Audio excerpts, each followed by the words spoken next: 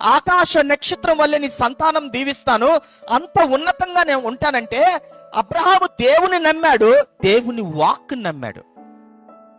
ఈరోజు ప్రభు చెప్తున్నమాట, దేవుడు నీతో మాట్లాడితే ఆ మాట మీద నీకు నమ్మకం ఉంటే, ఆ మాట నీ జీవితంలో జరుగుతుందని నీకు ఆసక్తి ఉంటే, ఆ మాట మీద నువ్వు ఆలోచన కలిగి ఉంటే, ఖచ్చితంగా చెప్తున్నాను, ఆయన ఆడే ప్రతి మాట ఆ పంట నమ్మిన ప్రతి బిడ్డకు వస్తారు. చెప్పండి అమ్మా, నీకు అర్థమయ్యే రీతిగా చెప్తున్నాను. మనిషిని కొట్టవసరం లేదు, ఒక మాట చాలు అంటారు కదండి, ఒక మాట. కానీ దేవుడు అంటున్నాడు, నా మాట మీద నీకు నమ్మకం ఉంటే చాలు, నా మాట మీద నీకు. చాలా సార్లు ఏదైనా కమిట్మెంట్ తీసుకున్నప్పుడు నేను ఒక్కసారి మాట అంటే దానికి కట్టుబడి ఉంటాను, నా మాట మీద నీకు నమ్మకం లేదా అంటారు. చాలా సందర్భంలో మనం మాట్లాడుతుంటాం, ఇంట్లో కానీ ఇరుగు పొరుగు వాళ్ళు కానీ. ఈ రోజు దేవుడు అంటున్నాడు, నువ్వు నమ్మడం నాకు ముఖ్యం కాదు, నా మాట మీద నీకు నమ్మకం ఉందా? ఆ మాట మీద నమ్మకం ఉన్న ఒక